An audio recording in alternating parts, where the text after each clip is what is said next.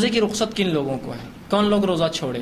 کون لوگ روزہ چھوڑ سکتے ہیں؟ کن لوگوں کو روزہ نہ رکھنے کی سہولت شریعت نے دی ہے؟ اس لیے کہ روزہ تو ہم پہ فرض ہے، لیکن شریعت میں ہر بار ایکسیپشنل ہوتا ہی ہے، مستثنا ہوتا ہی ہے کہ شریعت کچھ لوگوں کو باہر کر دیتی کہ بھائی تم لوگ مت رکھو، اس لیے کہ تم میں فلاں نہیں، طاقت نہیں، سکت نہیں ہے، ٹھیک ہے؟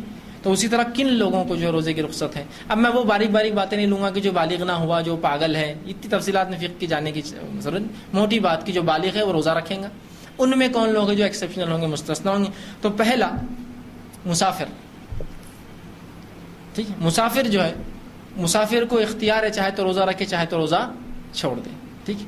یہ اختیار ہے اس کو، ٹھیک ہے؟ اس لیے کہ اللہ رب العزت میں قرآن میں بھی یہی بات فرمائی اور کہا کہ جو رمضان کا مہینہ پائے وہ فلیصم، وہ روزہ رکھے، ومن کان مریضا او علی سفر فعدۃ ایام اخر، لیکن اگر تم میں سے کوئی بیمار ہو یا مسافر ہو تو اسی گنتی بعد رمضان کے پوری کرو۔ سورہ بقرہ سورہ نمبر 2 آیت نمبر 185۔ تو بہرحال ہمیں بھی چاہیے کہ سفر میں چاہے تو روزہ رکھے چاہے تو ہم چھوڑے، اس کا ہمیں اختیار ہے، ٹھیک؟ یہ ہمیں رخصت ہے، لیکن اپنے سفر کو بہانہ نہ بنائے دوسروں کے لیے۔ نبی اکرم صلی اللہ علیہ وسلم نے ایک مرتبہ دیکھا کچھ لوگ ایک انسان کو ڈھکے ہوئے ہیں، سب سایہ دے رہے ہیں، آپ پہنچے، کہا کیا بات ہے؟ تو کہا اللہ کے رسول یہ روزے سے ہے اور سفر کی تکلیف اسے برداشت نہیں ہوتی۔ آپ نے فرمایا سفر میں جو تکلیف برداشت نہ کر سکے اس کے لیے روزہ رکھنا کوئی نیکی نہیں ہے، اس لیے کہ روزہ اس نے رکھا اور تکلیف سب کو، سب سایہ دے کے کھڑے۔ تو کہا سفر میں جب کوئی رکھ نہ سکے روزہ تو روزہ رکھنا کوئی نیکی نہیں ہے بھائی، کوئی اس کا فائدہ نہیں، اس لیے کتنوں کو تکلیف ہو رہی۔ اور بہت سے لوگ سفر میں روزہ رکھتے ہیں خاص طور سے، اور پھر شروع ہو جاتے ہیں میرا بیگ اٹھاؤ، میں روزے سے ہوں، میرا یہ کرو، تم نے روزہ نہیں رکھا تم یہ کرو، مطلب اس کو حمال بنا دیتے اور خود۔ ایسا روزہ کوئی نیکی نہیں ہے۔ بہت سے لوگ روزہ رکھ کر کیا کرتے ہیں معلوم آپ کو؟ آپ جائیے گورنمنٹ آفیسز میں فلاں صاحب کا ہے جو مسلمان ہے، صاحب نہیں آیا آج، کیوں؟ اپاس ہے ان کا۔ تو کس پر احسان کیا آپ نے روزہ رکھ کر؟ ایسا روزہ کوئی نیکی نہیں ہے کہ آپ تنخواہ تو اٹھائے مہینے کی برابر اور کام نہ کرے اس لیے کہ آپ اپاس روزے سے ہے، یہ کوئی نیکی نہیں ہے ہمارے لیے۔ نہ وہ نوکری کا وہ تنخواہ آپ کے لیے حلال ہوں گی لینا اس مہینے کی اگر آپ چھٹیاں مارتے ہیں، اور نہ ہی جو ہے آپ کا یہ بولنا، اس لیے کہ کیا تصور دینا چاہ رہے ہیں آپ دنیا میں کہ اگر مسلمان روزہ رکھیں گے تو گویا 120 کروڑ کی آبادی پوری ناقص اور جو ہے ناکارہ بن کے بیٹھیں گی پورے روزے کے اندر۔ یہ آپ تصور دے رہے ہیں کہ اب ایک صاحب ہے وہ روزے نہیں رکھتے تھے، ایسے 10 مسلمان آ جائیں گے تو بیڑا غرق کر دیں گے پورے ڈپارٹمنٹ کا کہ یہ روزے رکھیں گے تو ہم پہ احسان کریں گے، عادت ڈال جائیں گے، ہاف ڈے چھٹیاں ماریں گے۔ نہیں، کوئی نیکی نہیں ایسا روزہ آپ کا جس میں آپ دوسروں پہ احسان جتائے کہ میں روزے سے ہوں تو میرا کام کر، ایکسٹرا کام کر، میرا حمالی کر، میرا بوجھ کر، میرے پہ سایہ کر، میرے کو پنکھا دے۔ کوئی نیکی نہیں پھر، یہ طاقت ہے رکھیے، طاقت نہیں پھر چھوڑ دیجیے، آپ کرو، اللہ کا معاملہ ہے۔ تو رسول نے فرمایا کہ مسافر کو حق ہے۔ اچھا، سفر میں چاہے تو آپ رکھیں چاہے تو آپ چھوڑیں، یہ بھی اختیار ہے۔ نبی اکرم صلی اللہ علیہ وسلم کے ساتھ صحابہ فرماتے ہیں ہم رمضان کے اندر ایک جہاد کے لیے نکلے اور کچھ نے روزہ رکھا کچھ نے توڑ دیا، نہ روزہ رکھنے والوں نے نہ توڑنے والوں کو کچھ کہا، نہ توڑنے والوں نے رکھنے والوں کو کچھ کہا۔ جس نے توڑا اس نے اس لیے توڑا کہ اس کو کمی محسوس ہو رہی تھی، کمزوری محسوس ہو رہی تھی، اور جہاد میں انسان کو طاقت لگتی ہے۔ جس نے نہیں توڑا اس نے نہیں اس لیے نہیں توڑا کہ وہ اپنی پوری طاقت اور توانائی رکھ سکتے تھے اور ان کو یقین تھا کہ ہم اس حالت میں بھی لڑ سکتے ہیں۔ تو رسول اللہ نے نہ ان کو برا بولا، نہ ان کو، نہ اس صحابی نے اس صحابی کو برا بولا، نہ اس صحابی نے اس صحابی کو۔ تو گویا پتہ چلا مسافر چھوڑ سکتا ہے۔ دوسرا، مریض کو اختیار ہے کہ وہ روزہ چھوڑے چاہے تو رکھے، یہ اختیاری مسئلہ ہے۔ اگر لگتا ہے بیماری زیادہ بڑھ جائیں گی تو چھوڑ دے، لگتا ہے کوئی مسئلہ نہیں، انشاءاللہ کوئی اتنا بڑا مسئلہ نہیں، ایک وقت کی دوا آگے پیچھے ہونے سے کچھ نہیں ہوتا ہے، رکھ لو تو کوئی مسئلہ نہیں۔ بہت سی بار ہوتا ہے ایسا ہاتھ ٹوٹ گیا کسی کا، ہاتھ ٹوٹنے کا روزے سے کوئی تعلق ہی نہیں ہے نا، اس سے کیا تعلق ہے؟ مطلب ہاں کسی کو شوگر ہے، بلڈ پریشر، یہ تو ایک مسئلہ ہوتا ہے۔ ہاتھ ٹوٹنے کچھ نہیں، بس آپ بیٹھے رہو اس کو لے کے ایک جگہ، کوئی مسئلہ نہیں، روزے سے کوئی تعلق نہیں۔ ہاں یہ الگ بات ہے کوئی کہ میڈیسن ضروری ہے کمپلسری ورنہ یہ زخم بڑھ سکتا ہے، تو ایک الگ شکل ہے۔ ورنہ بہت سی ایسی بیماریاں ہوتی ہیں جس میں روزے کا آپ کا کوئی فرق نہیں پڑتا ہے، لیکن بہت سی ایسی بیماریاں جس میں روزے پہ اثر آتا ہے۔ تو یہ آدمی طے کرے اپنی صحت کے اعتبار سے، اس لیے کہ اللہ کو جواب دے، پبلک کو نہیں بولنا یار میں روزے سے اس لیے ہاتھ اٹھاؤ روزے سے، اللہ کیوں لوگوں کیوں بتا رہے ہیں آپ؟ اللہ کو آپ کو جواب دینا ہے، اپنے رب کے اعتبار سے آپ بات کیجیے۔ سوچئے کہ میں کیا اللہ کو عذر دے سکوں گا، یہ عذر کہ اس عذر میں میں جو ہے بھوکا رہ رہا ہوں، جبکہ ایسے ہی عذر میں کئی کئی دن بھوکا رہا ہوں پہلے کام کاج کے لیے، تجارت کے لیے، ٹھیک ہے؟ تو اپنے فرائض ہے، فرض روزہ میں نہیں سمجھتا کوئی مسلمان جان بوجھ کے چھوڑے گا، اس لیے کہ یاد رکھیے ایک روزہ اگر آپ چھوڑتے ہیں تو پوری زندگی بھر بھی آپ نفل روزے رکھے تو اس ایک فرض روزے کی پور نہیں کر سکتا، اس کے برابر اس کے درجے کو نہیں پہنچ سکتا، تو کبھی مت چھوڑیے بلا وجہ روزہ۔ تو مریض کو اختیار ہے۔ اب ایسا مریض جس کا مرض ختم ہونے والا نہیں ہے، مریض بھی کیا کریں گا؟ روزے بعد میں رکھیں گا، مسافر بھی بعد میں رکھیں گا، لیکن ایسا مریض جس کا مرض اس کو بعد میں وقت نہیں دینے والا ہو، یا چاہے جوان ہو چاہے بوڑھا ہو، جوان بھی ہوتے ہیں، شوگر ہے، جوان ہے لیکن شوگر ہے، کیا کریں گا آدمی؟ روزہ نہیں رکھ پاتا ہے، ٹھیک؟ تو ایسا شخص کیا کرے جس کی بیماری ختم ہونے کے چانس نہیں، یا کچھ لوگ ہیں جو کچھ دن تو رکھ سکتے ہیں، 1 دن 8 رکھ سکتے ہیں، 2 دن 8 رکھ سکتے ہیں، ان کا جسم اتنا ان کو سپورٹ کرتا ہے کہ 2 دن میں 1 روزہ، 3 دن میں 1 روزہ، تو باقی 2 کا کیا کرے؟ اور بعد رمضان بھی کوئی چانسز نہیں ہے کہ اس کی بیماری اچھی ہو کہ وہ کرے، تو وہ ہر 1 روزے کے بدلے 1 مسکین کو کھانا کھلا دیں. ٹھیک، آج کا 1 روزہ چھوٹ گیا، مسکین کو کھانا، کل کا رکھوں گا تو ٹھیک ہے، پھر پرسوں چھوٹ گیا، مسکین کو کھانا. 1 مسکین کو اتنا کھانا کھلائے جتنا آپ اوسط کھانا خود کھاتے ہیں. ایوریج فوڈ جو آپ پکائے، سب سے اچھا طریقہ جو پکاتے وہی اس میں سے ایک نکالیے اور اس کو لے جا کر تحفتاً دے دیجیے، یہ کھائیے. ضرور نہیں بولنا کہ یہ فدیہ ہے میرے روزے چھوڑنے کا، آپ دے دیجیے، کوئی بولنے کی ضرورت نہیں اس کو. ٹھیک ہے، تو 1 مسکین کو کھانا کھلائیں گا بیمار جس کی بیماری میں شفا ہونے کی کوئی صورت نہیں ہے، چاہے جوان ہو چاہے بوڑھا. اب بہت سے بوڑھے لوگ ہوتے ہیں جن کے بڑھاپے کی ختم ہونے کا کوئی چانس نہیں، کمزوری ختم ہونے کا کوئی چانس نہیں، تو کیا یہ روزے چھوڑیں؟ تو ہاں، روزے چھوڑ سکتے ہیں. ہر روزے کے بدلے 1 مسکین کو کھانا دینا روز دیجیے. کچھ لوگ بولتے ہیں 29 دن کا ایک ساتھ دیں گے تاکہ اس کی عید ہو جائے، کپڑے بن جائیں. کپڑوں کو نہیں دینا ہے پیسے، یہ فدیہ ہے. روز کے بدلے روز 1 مسکین کو کھانا کھلائے. عبداللہ ابن عباس فرماتے تھے کہ 2 لوگوں کو کھلائیں، 1 مسکین کو 2 وقت کا کھانا کھلائیں. بہرحال لیکن قرآن نے تو کہا طعام و مسکین. ٹھیک ہے، 1 مسکین کو کھانا کھلاؤ، تو 1 مسکین کو آپ ضرور کھانا کھلا دیں ان کے بدلے. اسی طرح اور کون روزے چھوڑ سکتا ہے؟ تیسرا وہ فرد جو روزے چھوڑ سکتا ہے سماج کا، وہ خاتون ہے. وہ خاتون جس کو حیض یا نفاس ہو، اس پہ بھی روزے فرض نہیں ہے.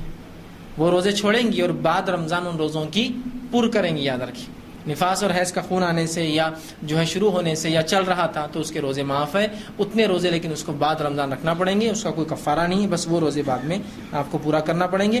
اور اسی طرح حیض اور نفاس کے علاوہ بھی کچھ خواتین ہیں جن کو اللہ کے رسول نے جو چھوٹ دی، وہ ہے حاملہ اور دودھ پلانے والی عورتیں، رضاعت، جو بچوں کو دودھ پلا رہی ہے. نبی اکرم صلی اللہ علیہ وسلم فرماتے ہیں، یہ ابو داؤد اور نسائی کی روایت ہے، آپ نے فرمایا، انس بن مالک اس کے راوی، آپ نے فرمایا کہ اللہ نے مسافر کو روزہ مؤخر کرنے اور نصف نماز پڑھنے کی اجازت دی ہے. روزہ لیٹ مطلب رمضان کے بعد رکھنے کی، نمازیں اس کی عادی ہوتی ہے، نماز رخصت دی ہے. جبکہ حاملہ اور دودھ پلانے والی عورت کو روزہ مؤخر کرنے کی رخصت دی ہے. جو حاملہ ہے اور دودھ پلانے والی عورتیں، یہ اپنا روزہ مؤخر مطلب بعد رمضان رکھ سکتی ہے، بعد رمضان رکھ سکتی ہے. ٹھیک ہے، تو یہ مؤخر کر سکتی ہے، اس میں کوئی حرج نہیں.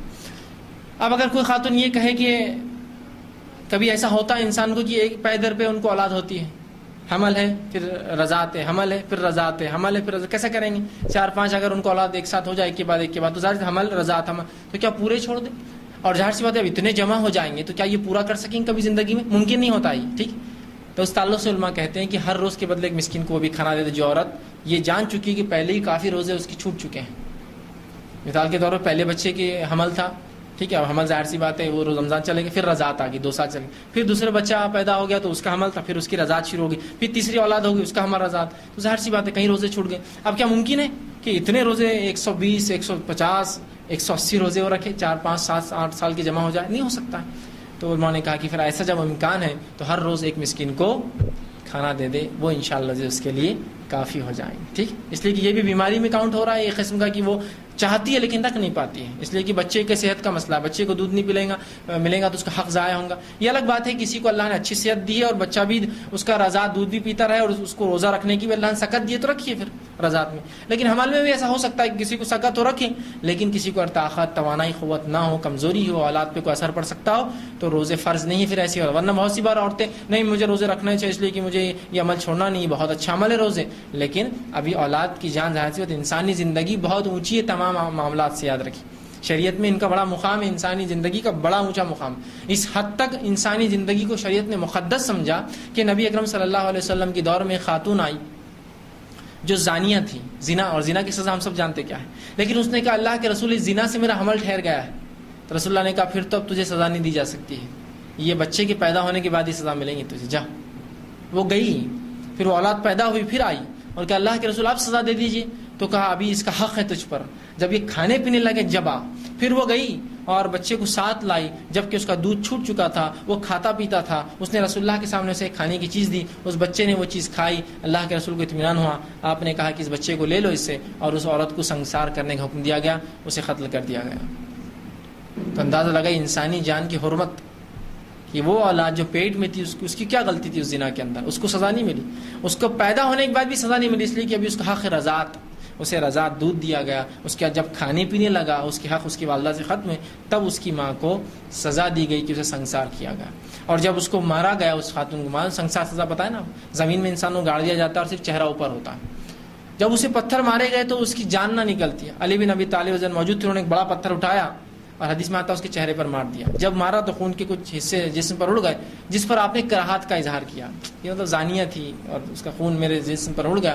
تو نبی اکرم صلی اللہ علیہ وسلم نے کراہت کی ضرورت نہیں. اس عورت کی توبہ اتنی خالص تھی کہ اگر 70 مدینے کے لوگوں میں اس کی توبہ دے دی جاتی تو سب کی مغفرت کے لیے کافی تھی. 70 لوگ, اس لیے کہ اندازہ لگائی زنا تو کونے میں کی تھی اس نے, کسی جگہ آ کر نہیں بولتی تو کون دیکھنے والا تھا؟ کوئی مانیٹر کر رہا تھا اس کو کہ اس نے زنا کیا؟ کسی نے. پھر بھی آئی اور بولی, اپنے گناہ کا اعتراف کی. جب رسول اللہ نے کہا جا پیدا ہونے کے بعد آنا, تب بھی اس کو 9 مہینے کا موقع تھا, بھاگ جاتی. کہیں کو واپس آتی پیدا ہونے کے بعد, چھپ جاتی. تب بھی وہ آئی. اس کے بعد 2 سال کا پھر چھوٹتی اس کو, جا رضاعت کے بعد آ, تب بھی وہ نہیں بھاگی. کتنی اس کی توبہ خالص تھی کہ 3 سال بعد بھی سزا لینے برابر آئی اور رسول اللہ نے پھر اس کو سزا سنوائی, اندازہ لگائی. تو بہرحال جو ہے ایسی عورتوں کو جو حاملہ ہو, دودھ پلانے والی ہو, رخصت ہے. پھر ان کی صحت, توانائی, تندرستی کہ تو وقت, حالات, زمین, زمانے, لوگوں کی صحت الگ الگ ہوتی ہے. لہٰذا آپ ڈاکٹر سے کنسلٹ کریں. شرعی حکم میں نے بتا دیا, ڈاکٹر پرمٹ کرے تو رکھیے, اگر اجازت نہیں دیتا ہو تو میں سمجھتا ہوں احتیاط کرنا یہ زیادہ آپ کے لیے بہتر ہے.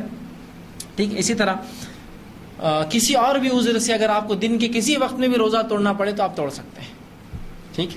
بہت سے لوگ کہتے ہیں کہ رمضان کا روزہ 10 بجے کے بعد نہیں توڑنا, ایسا کچھ بھی نہیں. سفر, مسافر ہو, جہاد میں گئے ہو, بیمار ہو, کچھ بھی ہو, آپ کو لگا کہ روزہ رکھ لیتا ہوں, دیکھیں گے سفر میں پھر تکلیف ہوئی تو توڑیں گے, دیکھیں گے جہاد میں ضرورت پڑی تو توڑیں گے, دیکھیں گے بیماری بڑی تو توڑیں گے. ابھی تو لگ رہا ہے سر درد ٹھیک ہو گیا اور کب کبھی ختم ہوگی, بہت زیادہ جاڑا تھا رات میں, لیکن دیکھتے ہیں, انتظار کرتے ہیں, رکھ تو لیتا ہوں روزہ.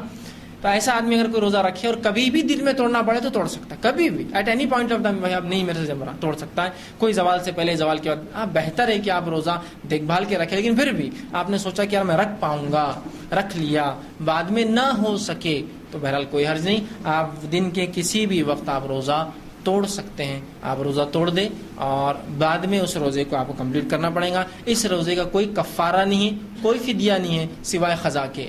آپ کو بعد میں صرف جو روزے کی قضا کرنا پڑے گا, بس اتنا ہی ہے. اور جو بیماری کی وجہ سے روزے چھوڑ دے, بڑھاپے کی وجہ سے روزے چھوڑے, ہر روزے کے بدلے ایک مسکین کو جو ہے وہ کھانا کھلائے. آخری بس باب قضا روزوں کا.